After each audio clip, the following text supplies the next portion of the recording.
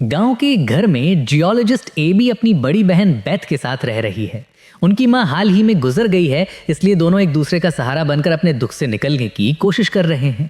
लेकिन जिंदगी एक और दुख ले आती है जब बेथ को पता चलता है कि उसे एडवांस स्टेज का ल्यूकेमिया है।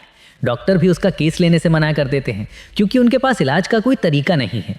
लेकिन एबी हार मानने वालों में से नहीं है। उसे एक विदेशी क्लिनिक के बारे में पता चलता है जहां गैर एथिकल ट्रीटमेंट दिया जाता है। बेथ को वहां भेजने के लिए एबी को बहुत रिस्की जॉब लेनी पड़ती है। कुछ समय बाद एबी जॉर्जियन कैकेसस पहुंचती है, रूस की बॉर्डर के पास। उसे एक प्राइवेट मेटल माइनिंग कंपनी ने यूरेनियम ढूंढने के लिए हायर किया है।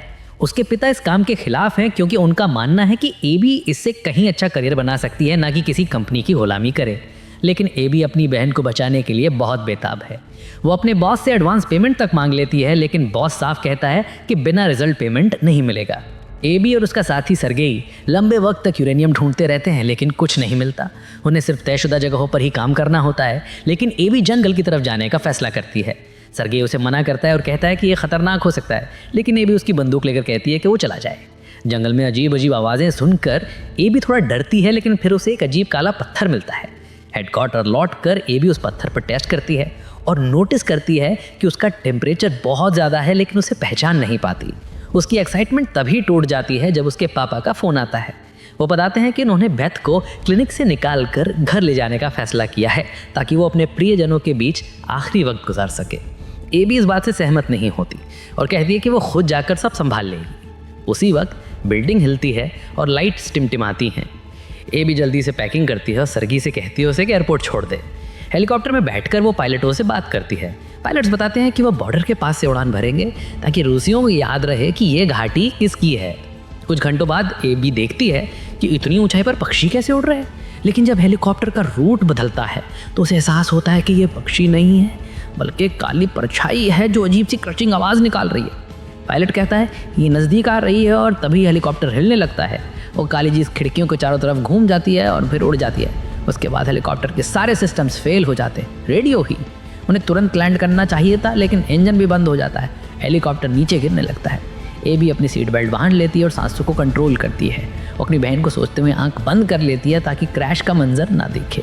बेहोशी में एबी सपना देखती है कि वो अपने पिता से कह रही है कि उनकी गैर मौजूदगी में कुछ जल्दबाजी में फैसला न ले और वादा करती है कि वो जल्दी लौट आएगी। फिर एबी को होश आता है। वो खून से लथपथ मलबे पे फंसी है और हेलीकॉप्टर का हिस्सा जल रहा है। एक पायलट मर चुका है, दूसरे की हालत ख़राब है। एबी उसका जख्म बांध कर कहती है कि प्रेशर डालते रहो। फिर वो बाहर निकल कर मदद के लिए चिल्लाती है, लेकिन कोई जवाब नहीं मिलता। वापस आकर पायलट उसे बताता है कि इमरजेंसी रेडियो कैसे यूज़ करना है। एबी बार बार कोशिश करती है, लेकिन कोई रिस्पॉन्स नहीं मिलता।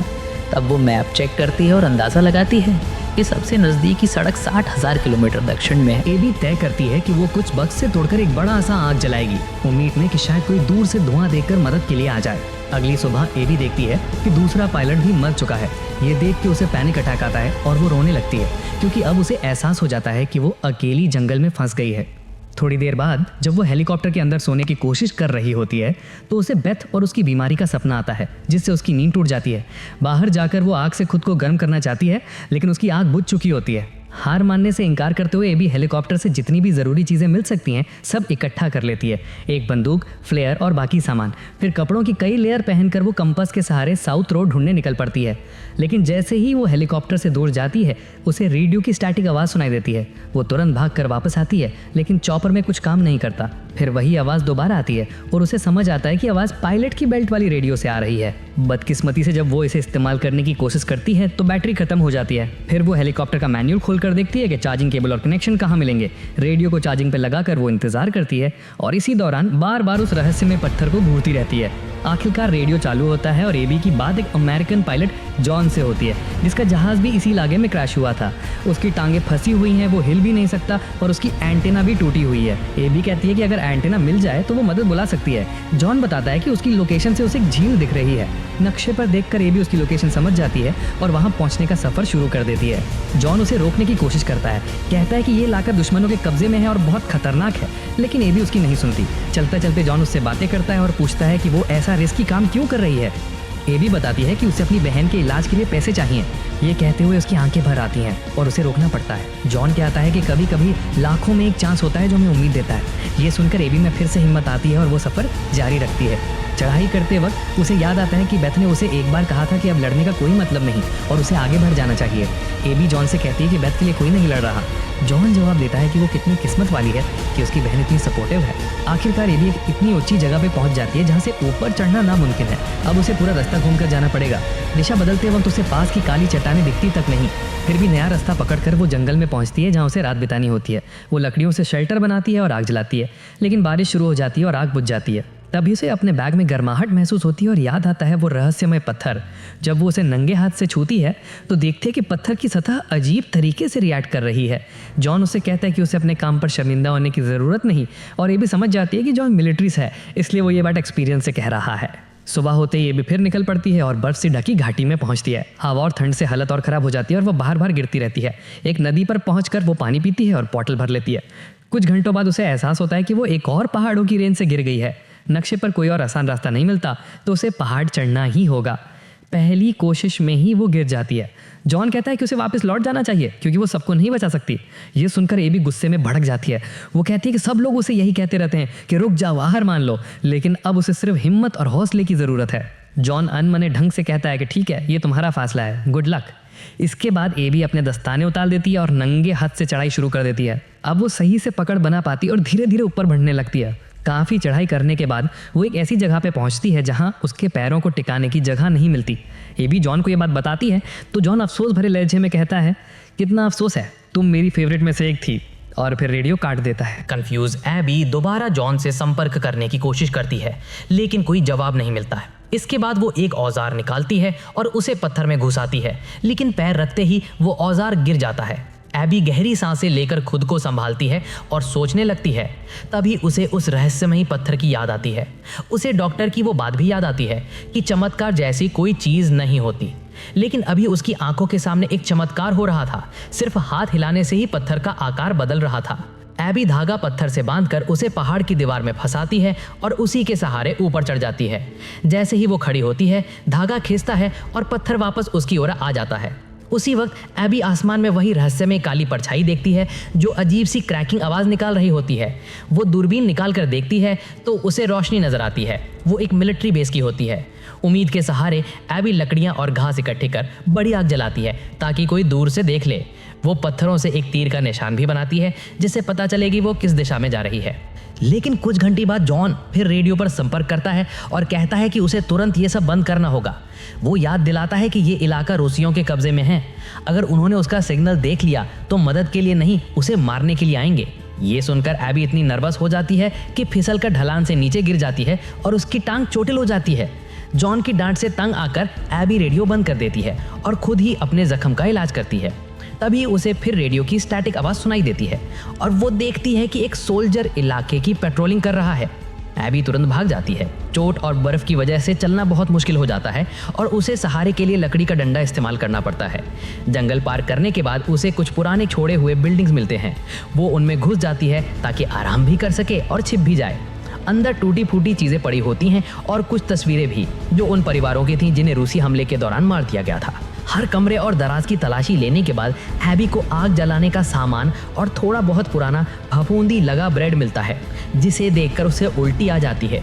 वो प्लेन से लाया हुआ फर्स्ट एड किट इस्तेमाल करती है, अपने हाथों पर पट्टियां बांधती है और एक्सपायर्ड दवाई खुद को इंजेक्ट करती है। सोने से पहले वो बेथ की तस्वीर देखती है और सोचती है कि बेथ कितने दर्द में होगी। उस रात एबी सपना देखती है, अपनी बहन के साथ बिताए पुराने अच्छे दिन और फिर हॉस्पिटल का दृश्य। बेथ थक चुकी थी और चाहती थी कि आखिरी वक्त अपने परिवार के साथ घर पर गुजारे, लेकिन एबी ने ज़बरदस्ती उसे क्लिनिक में रोके रखा। ड्रॉप पर जाने से पहले बेथ ने उसे कहा था कि वो ये सब उसके लिए नहीं कर रही बल्कि अपने लिए कर रही है। अगली सुबह एबी को रेडियो की आवाज़ सुनकर नींद खुलती है। बाहर झांकती है तो देखती है कि एक सोल्जर उसकी तरफ आ रहा है। घबरा कर वो दरवाज़ा रोकती है और खिड़की के नीचे छुपकर मुंह दबा लेती है। सोल्जर झांकता है लेकिन उसे नहीं देख पाता और आगे बढ़ जाता है। जब वो बागी खिड़कियां चेक कर रहा होता है, एबी धीरे से अपने बैग तक पहुंचती हैं और बंदूक निकालती हैं, लेकिन मैगजीन नीचे गिर जाती है।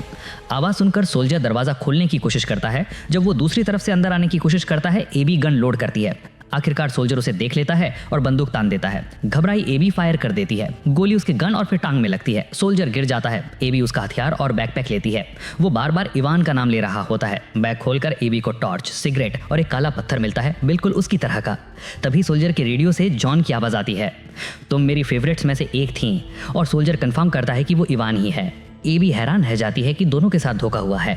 फिर वही आवाज कहती है, क्या तुम बैथ को फिर से नहीं देखना चाहती थी? और रेडियो कट हो जाता है।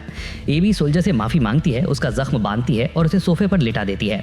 वो कहती है कि उसे उस रेडियो वाली आवाज को ढूंढना होगा और सोल्जर से रिक्वेस्ट करती है कि वो अपने बेस पर कह दे कि अगर कोई उसे देखे तो गोली ना चलाए। मगर एबी को नहीं पता कि सोल्जर कितना समझ पाया। दोनों साथ चलते हैं, लेकिन दोनों की टांगे जख्मी हैं, इसलिए बार बार लड़खड़ाते हैं। रुककर आराम करते वक्त एबी पत्थर निकालती है और तभी आसमान में वही क्रैकिंग आवाज गूंजती है।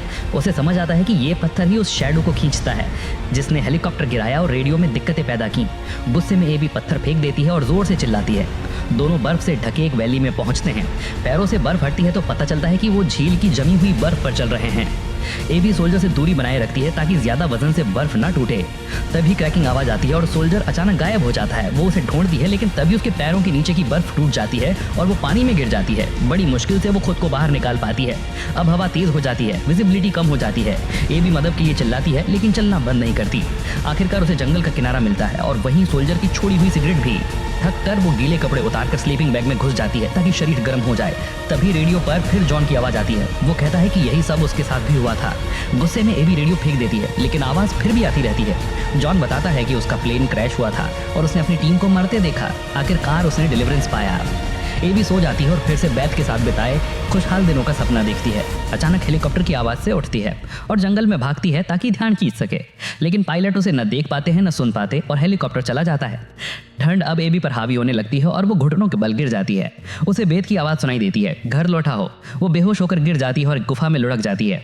अंदर पूल में गिरती है और देखती है कि उसके बगल में जॉन की सड़ी गली लाश तैर रही है, जिस पर वही काले पत्थर चिपके हैं।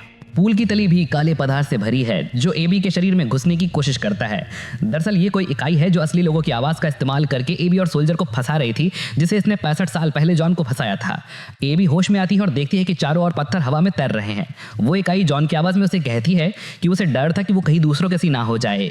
वो इकाई पर इल्जाम लगाती है कि उसने जानबूझकर क्रैशेस कराए थे, लेकिन इकाई कहती है कि तुम्हारे सारे फैसले तुम्हारे अपने थे।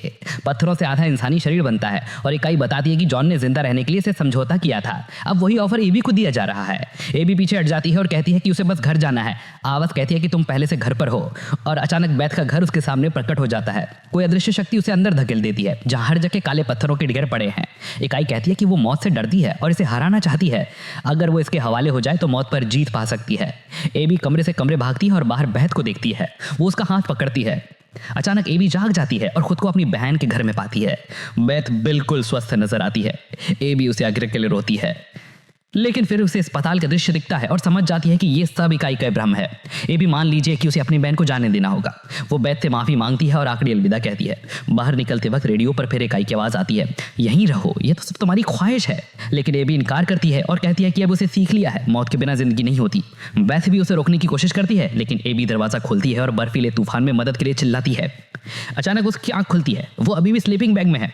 उसे फ्लेयर याद आता है। जल्दी से उसे चलाती है और हेलीकॉप्टर लौट कर उसे बचा लेता है। अगले 2-3 एबी अस्पताल में रिकवरी करती है। जब होश आता है तो खुद को सरगई और उसकी दादी के अपार्टमेंट में पाती है। सरगई कहता है कि उसे आराम करना चाहिए, लेकिन एबी घर जाना चाहती है। वो थे एयरपोर्ट छोड़ा आता है। कुछ वक्त बाद एबी और उसका पिता बैथ से मिलने घर जाते हैं, जहां नर्स उसकी देखभाल कर रही होती है। बैथ के पास अब ज्यादा वक्त नहीं बचा है। एबी और उसका पिता घर जाकर रोते हैं ताकि बैथ को परेशान न करें। शाम को नर्स कहती है कि अब वक्त आ गया है।